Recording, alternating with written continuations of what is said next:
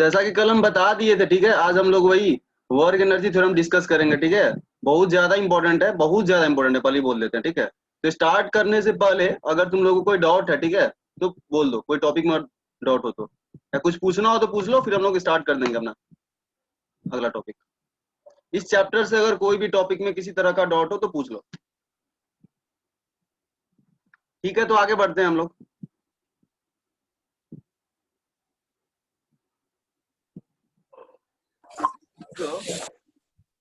तो सबसे पहले हम लोग काइनेटिक एनर्जी का मतलब समझते हैं। कल बता दिए थे, सिंपल वही 9th वाला ही है। काइनेटिक एनर्जी के डेफिनेशन में कुछ नया नहीं है, 11th क्लास में वही हाफ mv² है। जस्ट बोले थे तुम लोगों को कि भी यहाँ पे वेलोसिटी मत बोलना, भी जो मैग्नीट्यूड ऑफ वेलोसिटी है, सबको बोलने का आदत हुआ था हाफ mv² में भी वेलोसिटी वेलोसिटी नहीं है, वेलोसिटी का मैग्नीट्यूड है, इसलिए हम जान के ऐसे लिखे हुए हैं, ठीक है। इस चीज को एम्फेसाइज करने के लिए यहाँ पे जो v होता है वो मैग्नीट्यूड ऑफ वेलोसिटी होता है, ठीक है। इसी चीज को जस्ट लिखना चाहो तो तुम वेलोसिटी डॉट वेलोसिटी लिख सकते हो। डॉट प्रोडक्ट पढ़े हो, वेक्टर्स में पढ़ाए हुए थे। अगर इन दोनों का डॉट प्रोडक्ट अगर लोगे भी तो मॉड बी कॉस थीटा, और कोई वेक्टर खुद के साथ कितना एंगल बनाता है 0 डिग्री, तो कॉस 0 अगर कर भी दोगे तो 1 हो जाएगा। तो ऐसे लिख सकते हो, बट मोस्टली हम लोग हाफ mv² ही लिखते हैं।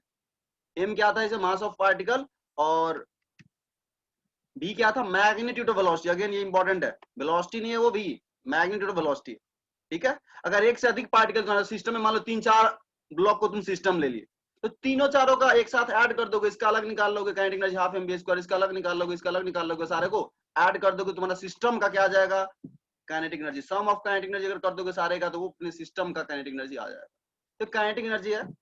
इसको पहले बताने का रीजन ये था, ये जो थ्योरम अपना अगला है वर्क एनर्जी थ्योरम, ये एक्चुअली यह थ्योरम का काम क्या है, ये तुमने वर्क डन और एनर्जी, यहाँ पे एनर्जी कौन सा एनर्जी है, ये कौन सा kinetic energy. Kinetic energy. Again बोलते हैं हम लोग वर्क काइनेटिक एनर्जी थ्योरम नहीं बोलते हैं, जस्ट एनर्जी बोल देते हैं, बट इसमें एनर्जी का मतलब काइनेटिक एनर्जी है। तो यह थ्योरम हमें वर्क डन और काइनेटिक एनर्जी में चेंज के रिलेशन को बताता है, वर्क डन को काइनेटिक एनर्जी से रिलेट करता है यह थ्योरम, ठीक है। और बहुत ही ज्यादा इंपॉर्टेंट है, मैकेनिक्स का क्वेश्चन तुम इस थ्योरम से कर सकते हो, आसानी से कर सकते हो। और इसको अगर यूज नहीं करो इन क्वेश्चंस में, तो तुम्हें इंटीग्रेशन वगैरह लगाना पड़ेगा, और इसको यूज करो तो बिना इंटीग्रेशन का अच्छा सा क्वेश्चन हो जाता है। आज एग्जांपल करेंगे कुछ इस पर, ठीक है। तो चलो सबसे पहले इस थ्योरम का स्टेटमेंट हम लोग लिख लेते हैं, प्रूफ भी करेंगे कहाँ से थ्योरम आया, और फिर हम लोग एग्जांपल वगैरह करेंगे। तो चलो, अगर तुम लोग पढ़े हो कोई तो बताओ क्या ये थ्योरम बोलता क्या है, पहले ये बताओ, कोई भी अगर पढ़े हो तो। मतलब किसी बॉडी पे टोटल वर्क डन होता है इक्वल होता है चेंज इन काइनेटिक एनर्जी। बिल्कुल सही, सिंपल लैंग्वेज में बोले, हमने वर्क डन का कैलकुलेशन पिछले 4-5 लेक्चर से वर्क डन का ही कैलकुलेशन सीख रहे हैं, और फर्स्ट लेक्चर में ही बोले थे यह पूरा चैप्टर वर्क डन पे ही है, पूरा chapter.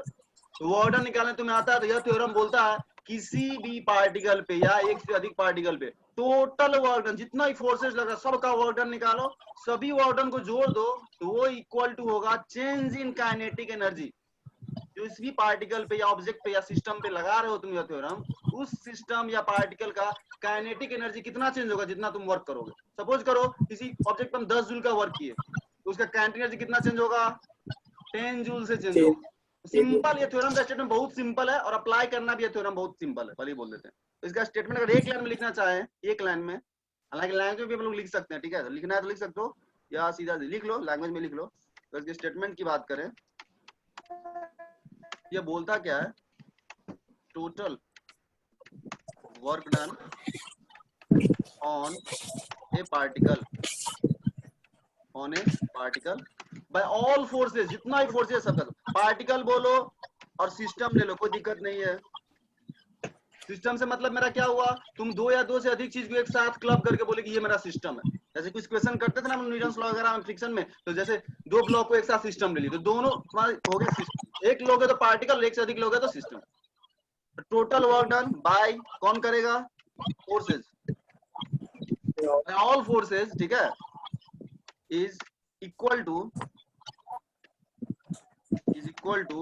The change in kinetic energy, change in kinetic energy of the particle या फिर सिस्टम,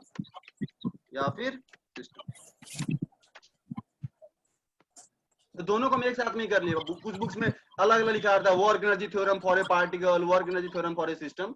दोनों को हम एक साथ क्लब कर दिए, यहाँ स्लैश लगा करके, ठीक है, दोनों को क्लब कर दिए पार्टिकल से एक लाइन में, ठीक है। ये इसका हो गया स्टेटमेंट। ये बोलता क्या, ये बोलता क्या, ठीक है। अगर मैथमेटिकल लिखना चाहो तो सीधा सीधा तुम ऐसे लिख सकते हो, ये लिखे हैं यहाँ पे देख लो, total work done is equal to change in kinetic energy. और इसे हम लिखना चाहते हैं, ऐसे लिख सकते हैं क्या, final kinetic energy minus initial kinetic energy. समझ में आ रहा है क्या? जी ऑब्वियस सी बात है, चेंज का मतलब होता है उसका फाइनली कितना वैल्यू हो गया और इनिशियली कितना वैल्यू था, खत्म। तो फाइनल काइनेटिक एनर्जी को तुम लिख सकते हो इक्वल टू करके, हम ऐसे लिखेंगे इसको, kinetic energy final, final final kinetic energy minus initial kinetic energy.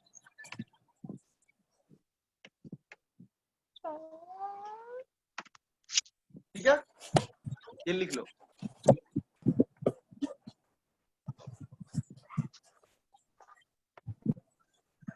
Very very important, again बोल रहे हैं, कोई भी पेपर तुम्हें किसी साल का जेईई मेन हो, एडवांस हो, नीट हो, नहीं मिलेगा जिसमें इस पे क्वेश्चन नहीं हो। मिल ही जाएगा क्वेश्चन तुम्हें, एक क्वेश्चन, दो क्वेश्चन, तीन क्वेश्चन तक भी आए हुआ है।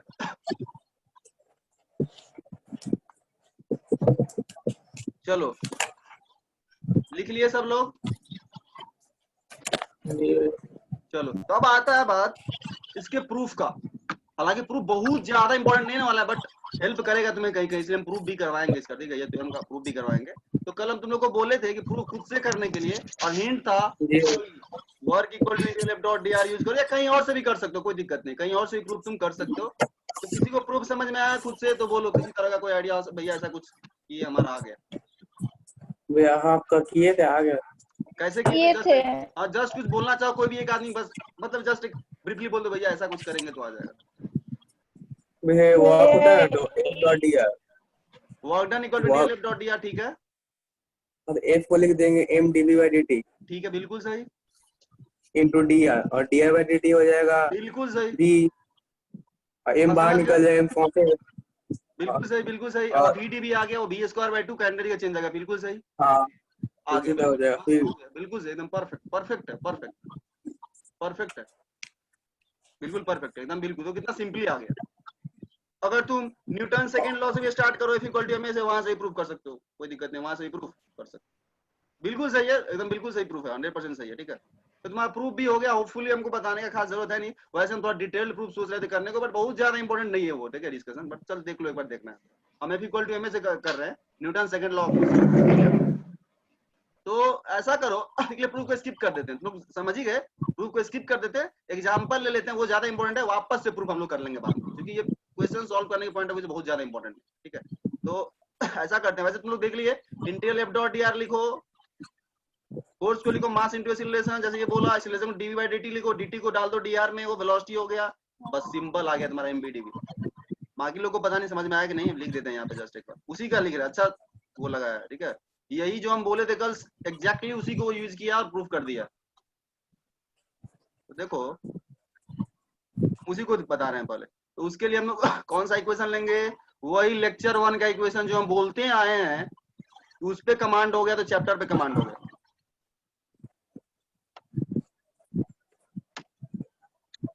वर्क का डेफिनेशन, तो अगर हम यहाँ लिखें,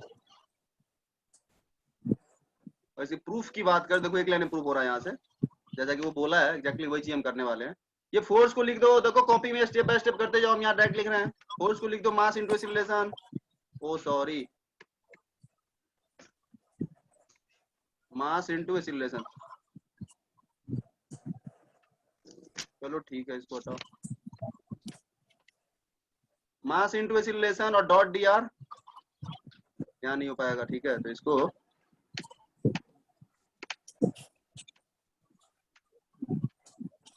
चलो इक्वल टू करके लिखते हैं। फोर्स हो गया तुम्हारा मास इनटू एक्सीलरेशन, एक्सीलरेशन में क्या लिख सकते हो, rate of change of velocity, तो dv by dt dot dr। अब बोल रहे हैं बाय में जो dt है ना, ये बाय dt को dr में दे दो, तो dr में दोगे तो dr by dt क्या होता है, rate of change of position vector is called velocity, तो ये हटेगा, dr में आकर के सीधा सा वेलोसिटी बन जाएगा। और सिंपली से इंटीग्रेट कर दो, बी डीबी का इंटीग्रेशन क्या होगा, बी स्क्वायर बाय 2 और फिर अपर लिमिट दोगे माइनस लोअर लिमिट तो चेंज आ जाएगा और बाई 2 आएगा तो half M V square kinetic energy में चेंज आ जाएगा। इंटीग्रेट इसे करोगे तो सिंपल सिंपल आने वाला है 1/2 into M into V final square. जो अपर लिमिट पुट करोगे तो फाइनल, यहाँ इंटीग्रेट जब करोगे तो यहाँ पे इनिशियल, मतलब ऐसा कुछ जब तुम यहाँ इंटीग्रेट करोगे तो लिमिट लोगे इंटीग्रेशन का तो इनिशियल टू फाइनल, खत्म। अब ये बी स्क्वायर बाई 2 देकर वी फाइनल स्क्वायर होगा, माइनस घटाओगे लिमिट दे करके V final square square minus V initial square. ठीक है, देख लो गौर से, half M V final square हो गया फाइनल काइनेटिक एनर्जी और minus half M V initial हो गया initial kinetic energy. Change in kinetic energy is equal to क्या आ गया, वर्क। वही तो इसका स्टेटमेंट है, एग्जैक्टली वही तो ये बोलना चाह रहा। टोटल वर्क डन जो होता है W is equal to kinetic energy में कितना चेंज आया, खत्म। ठीक है, ज्यादा रिग्रेस प्रूफ, हालांकि प्रूफ ये भी सही, बिल्कुल इसमें कोई गड़बड़ी नहीं है। यहाँ से हम करना चाह रहे थे, इसको हम अभी स्किप कर रहे हैं, बहुत ज्यादा रिलेवेंट नहीं है। ठीक है, बाद में बोलो डिस्कस कर लेंगे इसको। आते हैं हम एग्जाम्पल पे इसका, देखो क्लियर करते हैं इसको। लिख लो, लिखना है किसी को प्रूफ तो क्विकली, अच्छा प्रूफ है ये, सिंपल प्रूफ में अच्छा है। किसी को लिखना है तो लिख लो यहाँ पे, ये वाला लिख लो प्रूफ, लिखना एक लाइन का प्रूफ है वर्क एनर्जी थ्योरम का।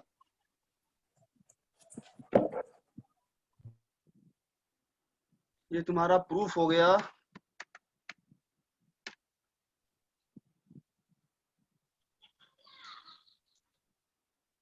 तो देखो सोचो तो देखो F equal to M A का ही पूरा मैकेनिक्स वहीं से डेवलप हो गया। जब लोग तुमको न्यूटन्स लॉ पढ़ा तो वही बोले थे F equal to M A अगर नहीं आया होता तो पूरा मैकेनिक्स ही नहीं हो पाता डेवलप। सिर्फ एक छोटा सा इक्वेशन जो देखने में उतना सिंपल लगता है, उसे देखो कितना सारा चीज हम लोग डेवलप करते हैं।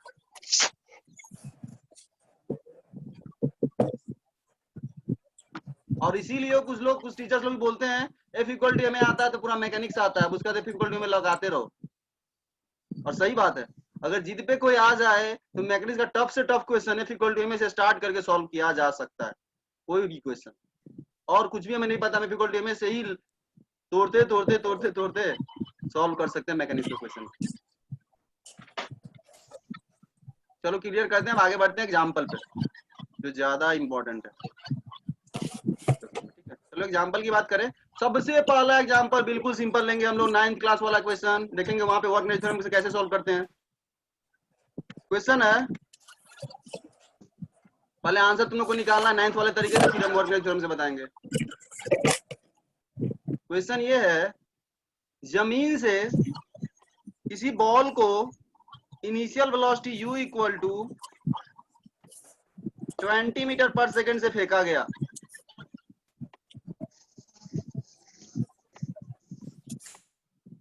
ये कहीं जाएगा, हाईएस्ट पॉइंट पे जाके क्या हो जाएगा, रुक जाएगा, फाइनल वेलोसिटी 0 होगा। तुमसे क्वेश्चन क्या पूछा गया है कि मैक्सिमम कितना हाइट गया ये निकालो। चलो सॉल्व करो तुम लोग, जैसे भी सॉल्व करना, आंसर निकालो। एच मैक्स, कितना मैक्सिमम हाइट वो गया वो तुम्हें निकालना है। Maximum height achieved by the ball, maximum कितना हाइट गया निकालो क्विकली।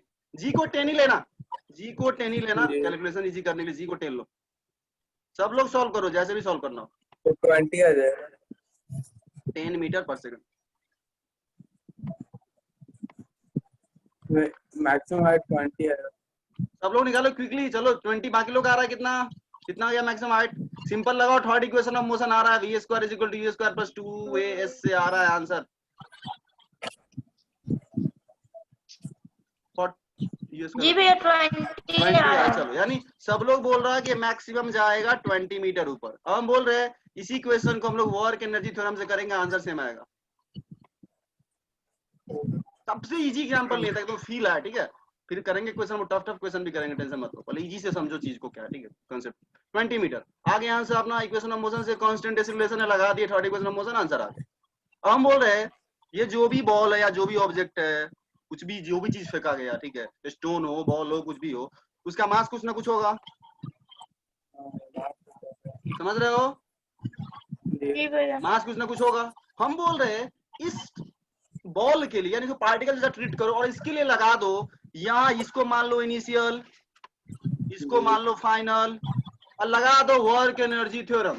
तो सबसे पहला स्टेप, अगर सुनना मेरे बात को, क्योंकि टफ क्वेश्चन में यही यूज होने वाला है, हम इलस्ट्रेट कर रहे हैं बट टफ क्वेश्चन में यही करना है। सबसे पहला स्टेप है एफबीडी, फ्री बॉडी डायग्राम। कौन कौन सा फोर्स इस पे लग रहा है जब ये यहाँ से यहाँ जा रहा है? क्या आंसर है बोलो, कौन सा फोर्स लग रहा है इस पे? केवल और केवल mg हवा में, और हवा को हम लोग इग्नोर करते हैं, एयर फ्रिक्शन लेना है नहीं, सिर्फ और सिर्फ फोर्स लग रहा है। तो पहला step, identify the forces acting on the system. System पे कौन कौन सा फोर्स लग रहा है उसको आइडेंटिफाई करो। तो इस केस में सिंपली तुम्हारा है mg लग रहा है। अब वो फोर्स कितना वर्क किया वो निकालो। हमारा थ्योरम क्या बोलता है? Work done is equal to final kinetic energy. Equation लिखो और सारे टर्म्स का वैल्यू निकालो, देखो सॉल्व हो क्या जाएगा answer. Kinetic energy final minus kinetic energy initial.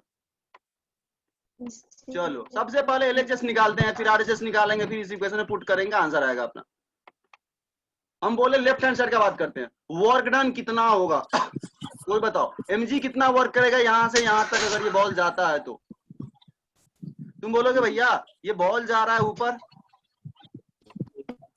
और फोर्स लग रहा है नीचे, और फोर्स जो वो कांस्टेंट फोर्स है, कांस्टेंट फोर्स का वर्क डन सीधा सीधा होता है force into displacement into cos theta. कितना ऊपर डिस्प्लेस किया ये? h हाइट तक गया, और फोर्स कितना लगा? mg। तो तुम बोलोगे वर्क डन होगा force mg into displacement h into cos theta. कितना लोगे? 180। तो बोलोगे work done is equal to mg times h times cos 180। हो गया, लेफ्ट हैंड साइड आ गया तुम्हारा। इसमें किसी को नहीं समझ में आया यहीं पे पूछ लो, इजी क्वेश्चन में ही पूछ लो, ज्यादा सही रहेगा। हालांकि हम वर्क डन पिछले 5 लेक्चर से कैलकुलेशन कर रही है, तो ये बहुत ही सिंपल केस है वर्क डन का। क्लियर है? तो चलो क्लियर है, तो फिर हम वर्क डन को सीधा सीधा यहीं पे लिख रहे हैं, हम अगर समझ पाओ तो ठीक है। थोड़ा ये हो गया सही से हम लिखे नहीं, बट ठीक है। वर्क डन हो गया तुम्हारा mg इंटू डिस्प्लेसमेंट इंटू, चूंकि अपोजिट डायरेक्शन में थीटा 180 है, cos 180 डॉट प्रोडक्ट, तो ये वैल्यू आ जाएगा cos 180 -1 होता है, तो वर्क डन हो जाएगा माइनस mgh। समझ में आ रहा है क्या? ये वर्क डन हो गया। कोई बता दो मनीषा, फाइनल काइनेटिक एनर्जी कितना हो जाएगा बॉल का? वे 0 0 क्यों? क्योंकि टॉप पे जाके रुक गया तो हाफ एम भी फाइनल स्क्वायर करेंगे तो 0 आएगा। रुक जाएगा। बिल्कुल सही, ये 0 माइनस इनिशियल एनर्जी कैसे निकालेंगे? हाफ एम भी इनिशियल दिए हुआ 20 मीटर पर सेकंड स्क्वायर, या पुट करो हाफ एम मास हमें नहीं पता इंटू भी इनिशियल। इनिशियल इसका वेलोसिटी कितना था क्वेश्चन में दिया हुआ 20 मीटर पर सेकंड, 20 स्क्वायर। देखो दोनों तरफ से एम कैंसिल हो रहा है, देखो तो एम गया, और यहाँ से एच आ गया, एच सॉल्व करके देखो वही चीज आ रहा है 20 स्क्वायर बाई 2g, जो तुम डायरेक्ट याद भी करते हो u स्क्वायर बाई 2g होता है मैक्सिमम हाइट। सेम आंसर आ रहा, सेम आंसर आ रहा। और सच में देखो तो ये तुम इक्वेशन लिखे हो ना, सच में v square is equal to u square plus 2s लिखे हो। भले वर्क एनर्जी थ्योरम बोल के लगा रहे हो, बट ये वही चीज है, v square is equal to u square plus 2s।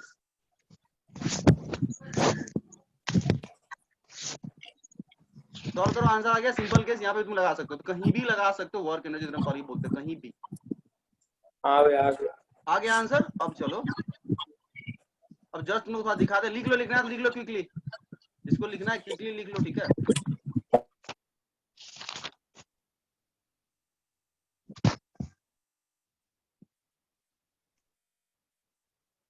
और कोई अगर फोर्स लग रहा होता तो उसका भी वर्क इसमें लेफ्ट हैंड साइड में ऐड करते, बट चूंकि ये फ्री फॉल कर रहा है तो सिंपल जानते हो फ्री फॉल में सिर्फ ग्रेविटी लगता है, इसलिए एक ही वर्क आया अपने पास। और बहुत सारा फोर्स लग रहा है, सारे का फोर्सेज का तुम्हें वर्क निकाल के ऐड करना होगा लेफ्ट हैंड साइड में। और वर्क डन का कैलकुलेशन हम लोग सीखे हैं, पिछले 5 लेक्चर से यही कर रहे हैं, तो कुछ नया नहीं होना चाहिए। होपफुली इस इक्वेशन लगाने में प्रॉब्लम आना नहीं चाहिए बहुत ज्यादा। क्लियर करते हैं अब इसको, अगर सब लोग लिख लिए हो तो लिख लिए हो सब लोग?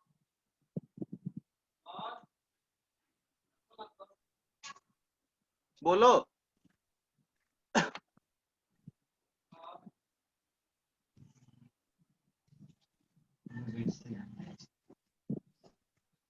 हाँ भैया। चलो ठीक है, क्लियर करते हैं इसको, ड्राइंग को हटाओ। ठीक है, ये सबसे सिंपल एग्जांपल था। अब देखो यहाँ जस्ट तुम लोग को बताएं हुआ क्यों, दोनों में देखो क्या आया अंदर। तुम 9 क्लास से सॉल्व किए तो क्या लगा है? v स्क्वायर इक्वल टू देखो लिंक बताते हैं, लिंकिंग समझो, हम हमेशा इसी पे जोड़ देते हैं। प्लस 2s, और चूंकि a कितना था निगेटिव जी, तो या चलो हम 2s पे दिखाते हैं, कोई दिक्कत नहीं जी, छोड़ो 2s पे दिखाते हैं। जनरल हम तुम्हें ये दिखाना चाह रही है इक्वेशन वर्क एनर्जी थ्योरम लिखा हुआ है, third equation of motion work energy theorem लिखा हुआ है। देखो कैसे हम बोले u स्क्वायर को इधर लाके माइनस में कर दो, तुम लोग समझ ही गए होपफुली। हम बोले फिर अभी क्या करो, 2 को भी इधर ला दो, हाफ को भी इधर ला दो, हाफ mb स्क्वायर बनाने की कोशिश करो। Sorry, is equal to 2s, 2 को हटाओ इधर से और बाई 2 इधर ला दो। अब बोले m से दोनों तरफ मल्टीप्लाई कर दो, और इधर m से मल्टीप्लाई कर दो, मास इनटू a क्या हो जाएगा, फोर्स। लो, फोर्स इनटू डिस्प्लेसमेंट क्या हो गया, वर्क। ये क्या हो गया, वर्क। और ये देखो हाफ mb इसका final kinetic energy minus change in kinetic energy. तो इक्वेशन ऑफ मोशन तो थर्ड इक्वेशन मोशन तो एक्चुअली वर्क एनर्जी थ्योरम है, तो कैसे नहीं सेम आंसर आएगा, आंसर तो सेम आना ही था। ठीक है, चलो ठीक है, अब आ जाओ अगला इलस्ट्रेशन लेते हैं हम। अगला इलस्ट्रेशन ये वाला है, स्प्रिंग से रिलेटेड। ऊपर खींचते हैं,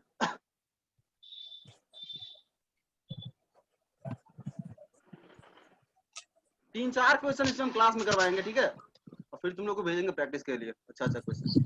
चलो ट्राई करो, तुम लोग क्वेश्चन पढ़ो, खुद से ट्राई करो।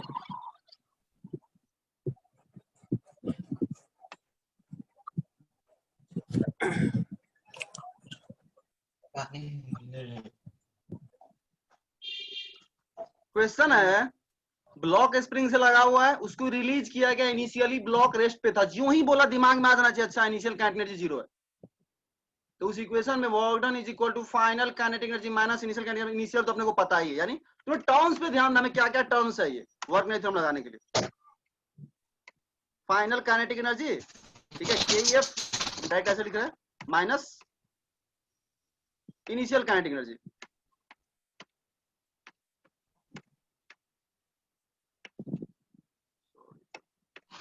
ठीक है, हम बोल रहे हैं इनिशियली तो बोला गया रेस्ट पे है, तो इस टर्म का तुम्हें टेंशन नहीं है, इस क्वेश्चन में 0 हो जाएगा।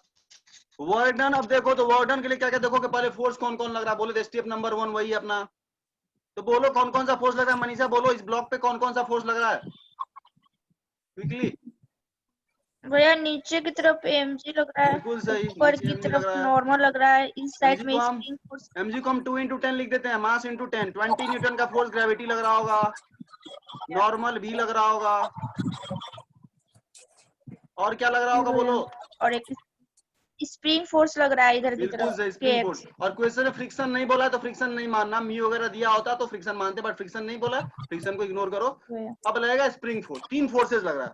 अब ये बताओ ये ब्लॉक चलेगा कैसे, हॉरिजॉन्टली, टुवर्ड्स राइट। हाँ जो भी लेफ्ट, किधर बोला है, block spring is compressed, spring को कंप्रेस करोगे तो किधर जाओगे, लेफ्ट की तरफ जाओगे, स्प्रिंग को दबाना पड़ेगा तो लेफ्ट की तरफ जाओगे, ये ध्यान रखना। तो जो भी लेफ्ट ही जा रहे हो, हॉरिजॉन्टली तो चल रहा है तुम्हारा कौन, ब्लॉक। हॉरिजॉन्टली अगर चल रहा है, जितना वर्टिकल फोर्स है उसका वार्डन कितना होगा, 0। तो तुम्हें इस क्वेश्चन में नॉर्मल के वार्डन के बारे में नहीं सोचना है, 0 है, इसका वार्डन 0 है, सिर्फ और सिर्फ किसका वार्डन लेना है, स्प्रिंग फोर्स का। लेकिन लेना था तीनों का, बट चूंकि 2 का 0 हो गया इसलिए हम नहीं ऐड किए। लेकिन ये मत आप डालना कि एक ही फोर्स कर लेना, सबका है, जिसका 0 हो गया वो हो गया, वो अलग बात है, बट लेना सबका है। तो यहाँ हम अगर वर्क डन निकालने की कोशिश करें, सबसे पहले टोटल वर्क डन ऑन किस पे लगा रहे हो, वर्क एनर्जी थ्योरम, ये भी क्लियर होना चाहिए, ब्लॉक पे लगा रहे हो वर्क एनर्जी थ्योरम, ये भी क्लियर होना चाहिए, तुम किस चीज पे लगा रहे हो, इक्वल टू, सबसे पहला क्या होगा, work done by normal plus work done by gravity plus work done by spring, ऐसे लिखो, अभी लिखना है तो वर्क डन बाय ग्रेविटी। ये आदत इसलिए डलवा रहा है कहीं वर्क छूट ना जाए अच्छा क्वेश्चन में, इसलिए। फिर work done by normal plus work done by spring force.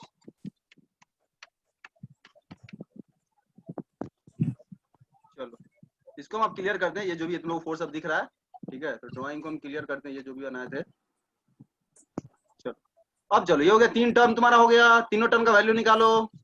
तो तुम बोलोगे भैया ये नॉर्मल वर्टिकल है और ये चलेगा हॉरिजॉन्टल 90 पे, cos 90 जीरो होता है वर्क डन कैलकुलेशन से, इन दो टर्म का वर्क डन आने वाला है जीरो, इसका भी जीरो और नॉर्मल का भी वर्क डन जीरो आएगा। तो हम यहाँ नीचे लिख रहे हैं इसका वैल्यू आने वाला है is equal to 0 plus 0 plus work done by spring force. Spring force का वर्क डन निकालने का हम लोग डायरेक्ट याद किया formula, half k x i square minus x f square.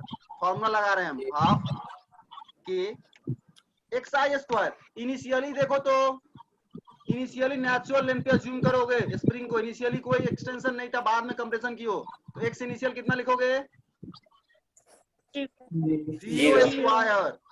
हम लगा रहे हो फॉर्मूला स्प्रिंग फोर्स के वर्क डन का, माइनस फाइनल, फाइनली कितना कंप्रेस कर दिए 1, क्वेश्चन ने बोला है 1 मीटर कंप्रेस कर दिए, तो 1 स्क्वायर। ये आ गया वर्क डन तुम्हारे पास कितना फाइनली माइनस के बाई 2। के कई टर्म्स में रहने दो, चूंकि क्वेश्चन में के का वैल्यू नहीं दे रखा है स्प्रिंग का, तो के कई टर्म्स में ऑप्शन भी होगा तुम्हारे पास एग्जाम में आएगा, तो वैल्यू दे देगा के का, तो के का वैल्यू आप पुट कर सकते हो, कोई दिक्कत नहीं है। ये वर्क डन आ गया। फिर राइट हैंड साइड में क्या चाहिए फाइनल काइनेटिक एनर्जी।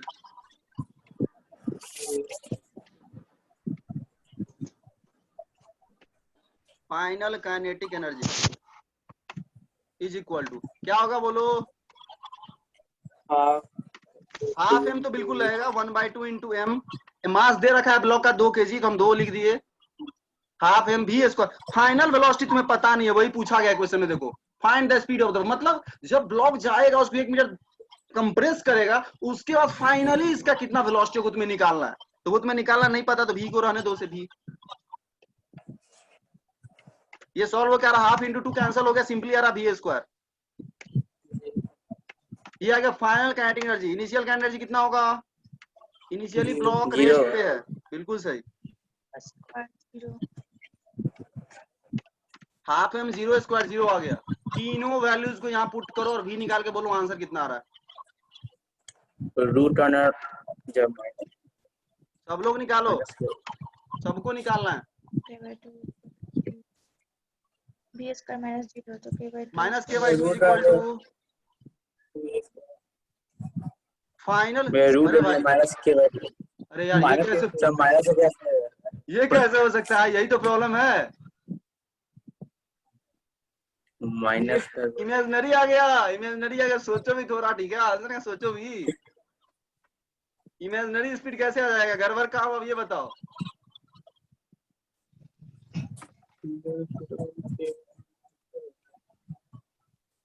k/2 का रूट अंडर होगा ना, हाँ जो भी, तो अंडर रूट में निगेटिव आ रहा है, अंडर रूट में निगेटिव पर ही क्वाड्रेटिक में 10th क्लास में इमेजिनरी नंबर होता है, कोई सेंस तुम नहीं निकाल सकते। कोई बोलोगे वेलोसिटी रूट अंडर -5 है, कोई मतलब नहीं है उसका। अब बोलो मिस्टेक कहाँ है, तुम लोग को पहले बताना है, मिस्टेक इस कैलकुलेशन में है वो बताओ।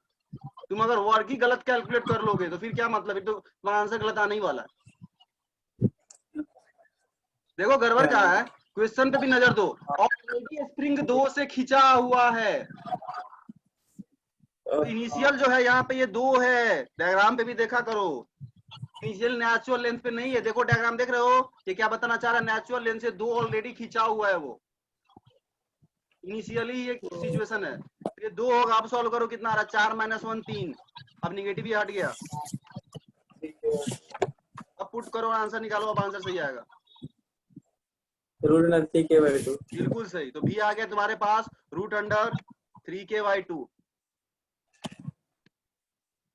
रूट अंडर हम उसको SQRT लिख रहे हैं, स्क्वायर रूट ऑफ।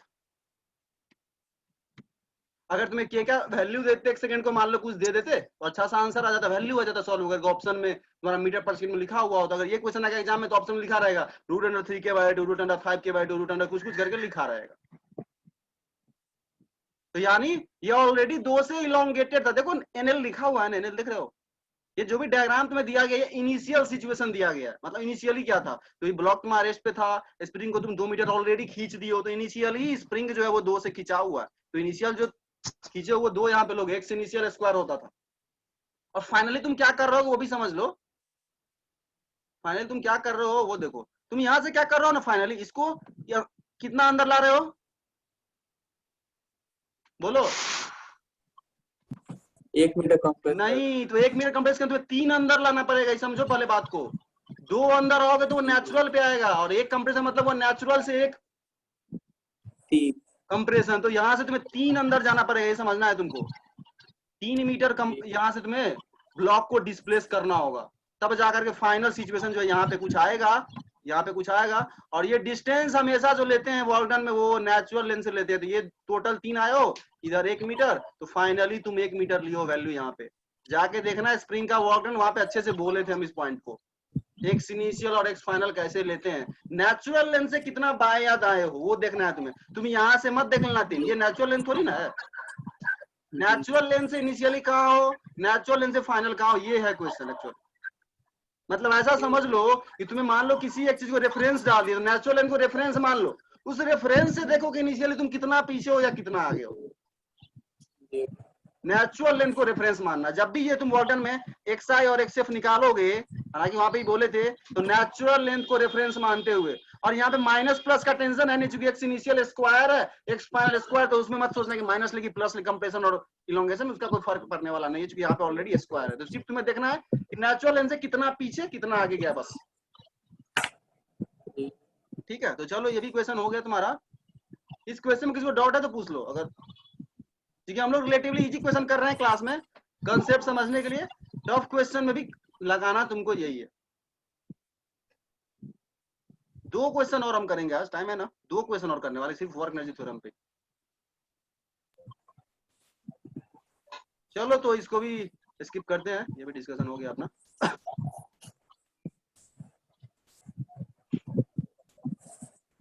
अब लेते हैं नेक्स्ट क्वेश्चन, ये भी इजी है, ये तुम लोग खुद से करना है। चलो ये है क्वेश्चन, देखो क्या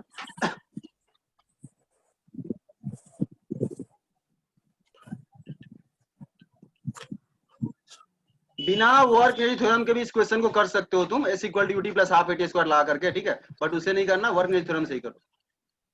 कौन कौन सा फोर्स लग रहा है कोई बताओ ब्लॉक पे, सबसे पहला काम तो यही है, इक्वेशन अपना वही होगा, काइनेटिक एनर्जी फाइनल,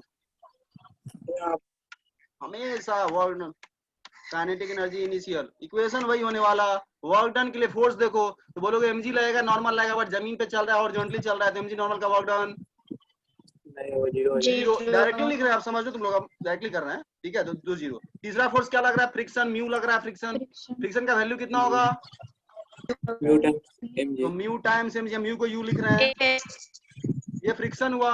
वर्क निकालना है तो फ्रिक्शन इनटू डिस्प्लेसमेंट, डिस्टेंस हमें नहीं पता, मान लेते हैं डिस्टेंस कितना है d, cos थीटा लेना नहीं भूला करो, cos थीटा कितना होगा इस केस में 180, क्यों, क्योंकि फ्रिक्शन लगेगा पीछे, अपोज करेगा फ्रिक्शन, इधर की तरफ फ्रिक्शन लगेगा तुम्हारे पास म्यू mg का, और ये ब्लॉक आगे की तरफ कितना डिस्टेंस जाएगा वो हमें नहीं पता, मान लिया आगे जाकर के d डिस्टेंस गया, और फिर यहाँ आकर के रुक गया, फाइनली ब्लॉक रुकने वाला है, फ्रिक्शन अपोज करते करते इसे रोक देगा, d = 0 होने वाला है इस क्वेश्चन में, फाइनली ब्लॉक रुकने वाला है। तो ये हो गया वर्क, चूंकि अपोजिट है तो थीटा कितना होगा 180, तो cos 180 माइनस होता है, अपोजिट हो तो माइनस लगा दिया करो, जस्ट यहाँ पे एक माइनस आने वाला है, करो कैलकुलेशन, निकालो आंसर निकालो फाइनल, तुम लोग खुद से ही, हम कर रहे हैं बट तुम लोग खुद से भी करो अगर कर सकते हो तो। फाइनल का एनर्जी हो जाएगा 0, क्योंकि फाइनली ब्लॉक जाके रुक जाएगा, ½ mv² v फाइनल 0 है यहाँ पे, ये 0 हो जाएगा, माइनस इनिशियल काइनेटिक एनर्जी दिया हुआ है, इनिशियल स्पीड दिया हुआ है तुम्हें v, ½ mv², mm कैंसिल हो गया, हटा रहे हैं mm को यहाँ से, माइनस माइनस कैंसिल हो गया, हटा रहे हैं, डिवाइड 2 को इधर ला दिए, मल्टीप्लाई 2 में, अच्छा तुम्हें d निकालना है ना, क्वेश्चन में डिस्टेंस निकालना है ना, तो फिर तो इधर ही रहने दो, डी निकालना, डी निकाल लो, d square by 2 mu g, mu g को इधर ला दो, ये हो गया खत्म। हाँ। समझ ही रहोगे फुली, अब ये सब क्या समझ रहे हो, बी स्क्वायर बाई 2 म्यू जी, खत्म।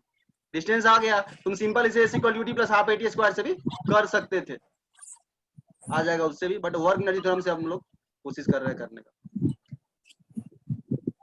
चलो तो तुम्हारा ये भी क्वेश्चन डिस्कस हो गया, इजी है ये वाला, थोड़ा सा मतलब थोड़ा सा रिलेटिवली उससे।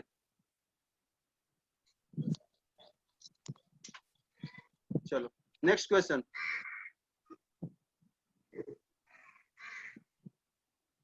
चलो इसको हटाओ, ये तो वैसे ही है। चलो ये तुम्हारा क्वेश्चन है, देखो बस same approach, work done is equal to final kinetic energy minus initial kinetic energy, जितना भी फोर्स लग रहा है सबका वर्क डन ऐड करो, फाइनल काइनेटिक एनर्जी में डिफरेंस लो, सॉल्व करो, आंसर आएगा। बस ये वर्क डन का कैलकुलेशन डिफिकल्ट हो सकता है, ये होगा टफ क्वेश्चन।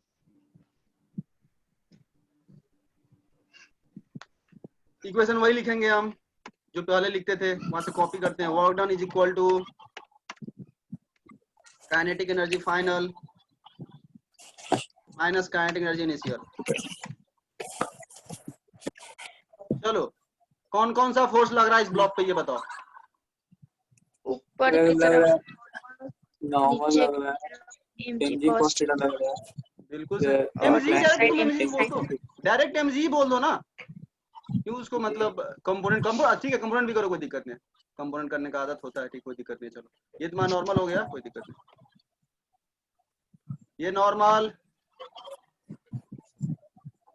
नीचे की तरफ एमजी, cos थीटा, हाँ कंपोनेंट कर लो, करना है तो कोई दिक्कत नहीं है, एमजी का कंपोनेंट कर लो, एमजी को हटा दो, और इधर एमजी कॉस, इधर एमजी कॉस थीटा आएगा, इंक्लाइन प्लेन का लॉन्ग आएगा एमजी साइन थीटा, कोई दिक्कत नहीं, वो भी लगा सकते हो, ठीक है। चलो ये एमजी हो गया, और बोलो कौन सा होगा। अब क्वेश्चन भी पढ़ो, थोड़ा सा क्वेश्चन भी पढ़ो, क्वेश्चन ही पढ़ना पड़ेगा, तुम्हें समझना होगा क्या।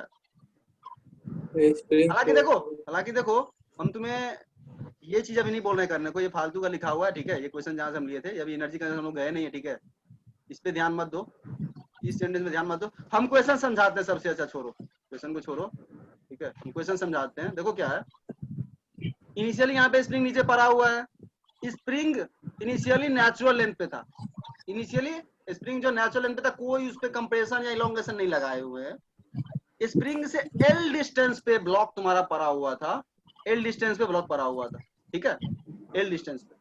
अब सुनना क्या होगा, ब्लॉक को mg sin थीटा कहां लाएगा, नीचे, ऑब्वियस ही बात है, फ्रिक्शन तो है नहीं इस क्वेश्चन में कि फ्रिक्शन ब्लॉक को रोक के रखेगा, ब्लॉक रुकने वाला नहीं है इंक्लाइन प्लेन पे, क्योंकि mg sin थीटा इसको नीचे लाएगा ही लाएगा अगर फ्रिक्शन नहीं है तो।